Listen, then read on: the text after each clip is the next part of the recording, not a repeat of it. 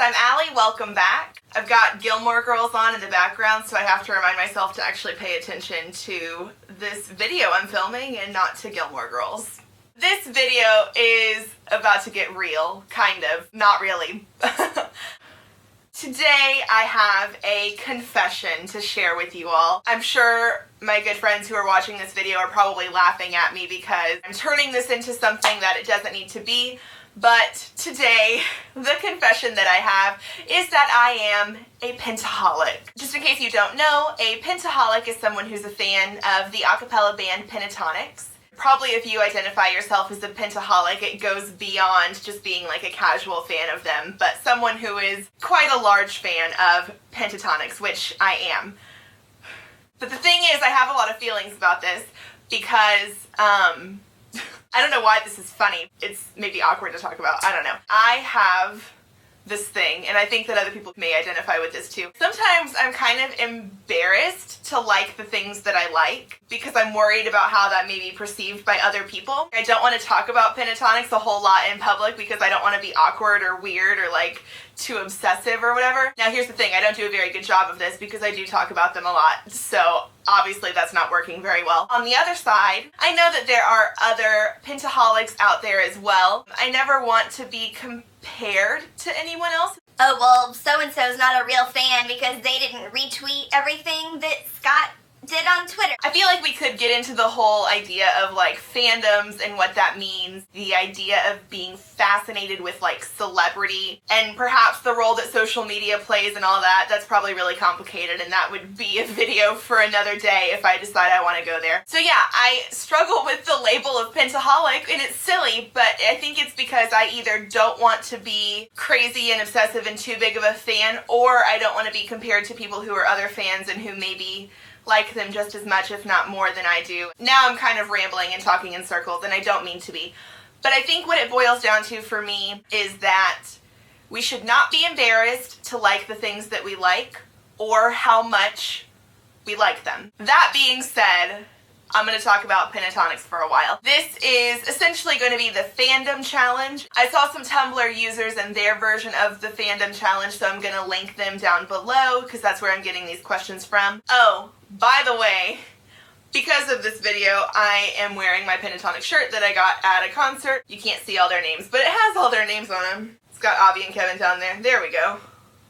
I thought it would be appropriate for the occasion. I also thought about wearing my Pentatonics hoodie, but it'd be hot, so no. Here we go, the Fandom Challenge, Pentaholic edition. So number one, your first encounter with Pentatonics, or how did you hear about them? I first heard of them the summer I was actually doing a production of Les Mis. One of my friends in the cast was showing us what Vine was, the app, and he was like showing us examples. He had Scott, I think, pulled up on Vine, and he was like, oh, these are the guys from Pentatonics. I think maybe I had heard of them before, but it just didn't quite click like who they were. So from there, I started looking into some of their music, and that was in summer of 2013. The moment you fell in love with the group. Pretty much from the time I heard of them onward, I knew that I really liked them. I grew up with a lot of a cappella music, and I was also a big fan of choral music. So the fact that they incorporated those things, but also did top 40, like, popular sounding music too, was really cool, so I was really intrigued by them. I knew that I probably was really going to be in love with them for sure after the first time I saw them in concert. That was my senior year of college, so that would have been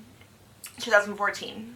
I think a lot of that was just because hearing them live, I think there's a certain expectation that you want them to sound just as good as they do recorded, and they really, really do. The specialty that they have makes them intriguing, and the fact that they really do have the talent behind it is really cool. Favorite member of the group? Kirsty has recently been doing a lot of her website and stuff, and so I've been following her a lot and looking at her blogs and things like that. So I guess right now it's Kirsty, but it changes all the time. Least favorite member? No such thing. Okay, this question is, who do you find the most relatable? And I think that's kind of interesting. Probably Kirsty, the fact that she was interested in singing from a young age. She has that theater background and she still has goals of pursuing theater professionally. She would probably be the most relatable, I guess. Who would you want to share a meal with? They all like food, so that's kind of hard, but probably Avi. I think that would be hilarious because he enjoys himself some food. Who would you want to go to a party with? Scott and Mitch for sure. Which group member do you have a crush on?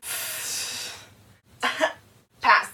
Favorite outfits on tour or in a video. The On My Way Home tour, I think they had the help of a stylist. So those outfits looked really cool and they all kind of coordinated. When they were in Japan, Kirsty dressed up and wore some cute clothes and that was kind of fun to see those pictures online. 3 things you would do if you met them. I actually have met them and here's a picture of it. I saw them in Toronto. That would have been March of this year, of 2015. I was so nervous. I didn't trip or stutter or do anything totally embarrassing. The 3 things I did, I don't know. I remember specifically that in the room they have music playing, and at the time when I was walking up to take my picture, Katy Perry's Birthday was the song that was playing, and I told them that it was nice of them to have that song playing for me since my birthday was coming up next week. It was a joke, obviously. They did tell me happy birthday, so that was cool. And then we took the picture. I barely could say words. And then during the autograph part, I gave them each a note that I had written. That's one of those things where I'm embarrassed to say that and I shouldn't be. I think I asked them if they were having a good tour so far. I asked Kirsty if she still planned to ever do theater. And she said yes, that she still had Broadway dreams. And I'm gonna see them again next week. Fan art, fan fiction, cover song, or cosplay, etc. that you have made that you're most proud of. I don't write the fan fiction or do fan art. Well, that's kind of a lie. A lot of the fans use their artistic abilities to make gifts and things like that for them. That's a pretty common thing that happens, and they get a lot of gifts when they're on tour. I have made something for this time when I see them coming up. I don't know if I want to share that or not, because it's embarrassing. I mean, it's not, but it's also not quite done yet. So I'm going to finish it and then maybe I'll show y'all what it is. But yeah, I guess I'll give it to them. I don't know. I can't decide if it's good enough to give them. Now I'm rambling. It's going to be fine. I'll give it to them. But I'm going to finish it and then show y'all what it is when I finish it. Your favorite collectible or merchandise from your fandom that you most cherish, or one that you wished you owned. I do have some merch. I have this. This I got at the concert when I saw them in Birmingham in 2014. I got a poster that day too, but I didn't do the VIP that time. The second time I saw them was in Toronto, and that's when I did do the VIP, and that's when I got my hoodie. And actually, I'll show y'all this. For the VIP thing, you get a lanyard and obviously your ticket, but then you also get a commemorative special kind of fancy ticket. You get them to sign an item that you want, so I got them to sign the poster. So I just took all the things and put them on this frame. So that is the picture. Oh, that's so glary. That's awkward. That's the picture that I took with them. That's the ticket, the special ticket and the actual ticket. And then the poster. This here is the set list, so that has all the songs they performed that day. And then that's my VIP, lanyard. So I thought it would be kind of cool to take all those things from that day, since it was a special memory, and be able to make a commemorative wall hanging of all the fun things from that day. Now I have this, and I just need to find a place in my room to hang it. I had it hanging when I was living in Michigan still. That's why I saw them in Toronto, was because I was living in Michigan. I just need to find a place for it here. So here we are. An instance where you turned a friend into a fangirl. I don't know if I've turned anyone into a fangirl exactly, but I would say that most of my good friends know Pentatonics better now than they did before I introduced it to them. Do you have a fandom tattoo? If you don't and want to get one, or hypothetically wanted to get one, what would it be of? I don't have a Pentatonics tattoo. I guess if I ever did get one, that's a big if, but if I ever did, hypothetically, it would, I guess, be song lyrics or something. But I would do it from one of their original songs, not necessarily a cover song. But I kind of doubt that that's something I would do. Favorite song heard live. Okay, that's hard because I feel like I said, they sound basically the same live as they do recorded. Any of the ones that are really complicated or intense sounding, they'd be really difficult, Daft Punk probably. Or in this most recent tour, they had this quick little brief moment where they sang an opera song. It sounded so beautiful and choral and not at all poppy. They're just such talented musicians.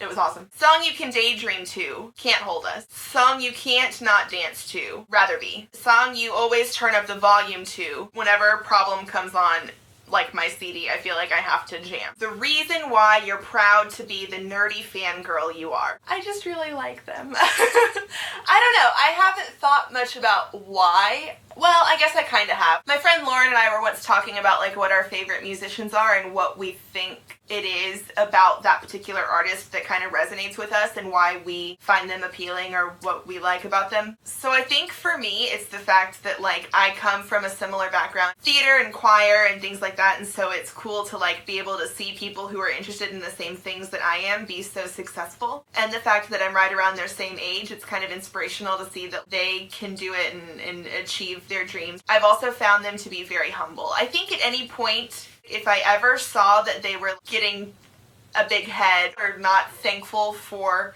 what has led them to that point, that would be a turnoff for me and I wouldn't still be so fascinated with them. I appreciate the fact that they work so hard to achieve what they have achieved and the gratitude that they have for what has led them to this point in their career. So I think that's kind of why they've resonated with me so much. Plus the fact that they're just like super talented and I just like listening to their music and it makes me happy. And yeah. If you made it through that whole thing of me rambling about Pentaholics, you're a trooper, and so thank you very much for that.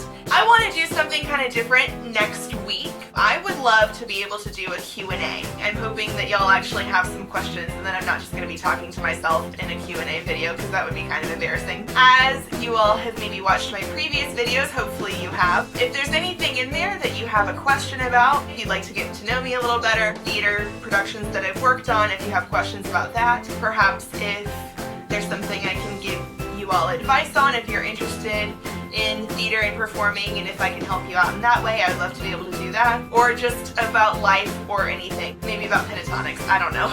If you have questions, you can comment on this video with your question, or if you follow me on Instagram or Twitter, which you don't have to, but it'd be cool if you did. My Instagram name and my Twitter name are both Allie Mazing. It's clever because my first name is Allie and my middle name is May, and it's amazing.